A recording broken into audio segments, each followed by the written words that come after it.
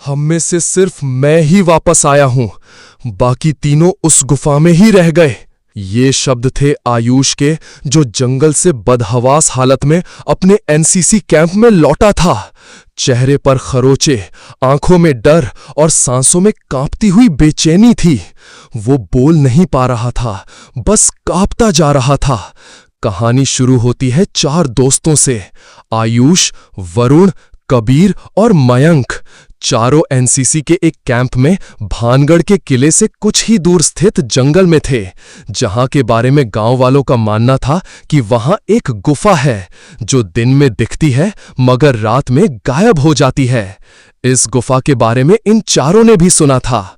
NCC की गाड़ी गांव के करीब आकर रुकी, जो कि जंगल के पास था। सब लोग सुस्ताने लगे, लेकिन इन चारों ने गांव के एक बूढ़े आदमी से उस गुफा के बारे में पूछा।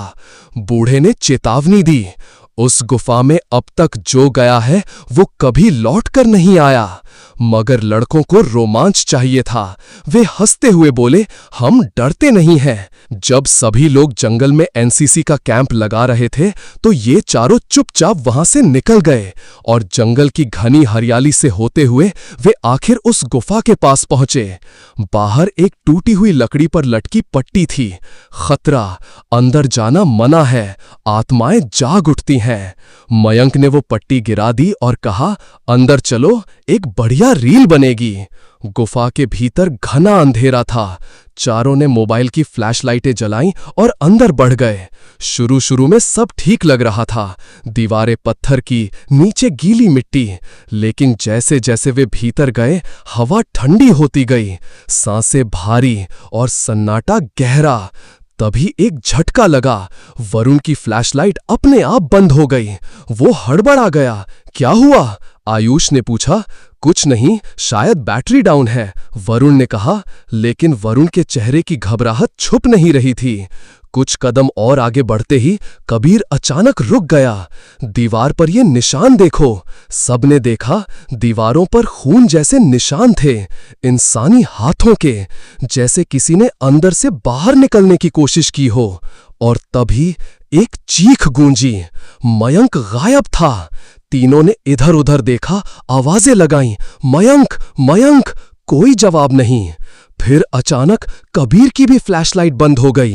वो चीखा, मेरे पीछे कुछ है। और अगले पल वो भी गायब।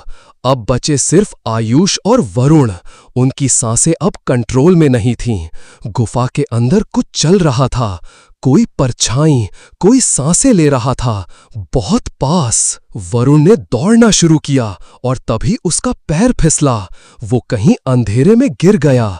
आयुष चीखता रहा, लेकिन कोई जवाब नहीं आया। अब वो अकेला था।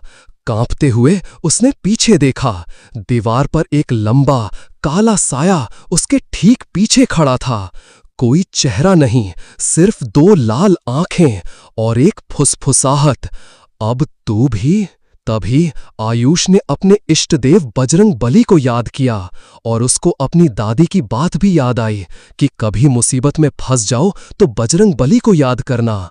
उसने कहा, जय बजरंग बली, और पूरी ताकत से दौड़ लगाई। सामने उसे हल्की सी रोशनी दिखाई दी। गिरता पड़ता वो किसी तरह गुफा से बाहर निकला। सांसें तेज, दिल की धड़कनें फट पड़ने के करीब, लेकिन वो जिंदा था। कैंप लौटकर वो कुछ भी ठीक से बोल नहीं पाया, सिर्फ इतना कहा, हम में से सिर्फ मैं ही वापस आया हूं, बाकी 3। आयुष अपनी बात पूरी कह पाता, कमांडर ने उसे टोकते पूछा, कहाँ गए तेरे साथी? तभी आयुष कुछ अजीब सी मुस्कुराहट के साथ कुछ बुदबुदाया और बेहोश, ठहरिए, अभी खत्म नहीं हुआ। क्या वो तीनों मिलेंगे? और सबसे बड़ा सवाल ये है कि क्या वे जिंदा भी हैं? अगली पाठ में जानेंगे। सब्सक्राइब करें, कमेंट में लिखें, जय बजरंग बली।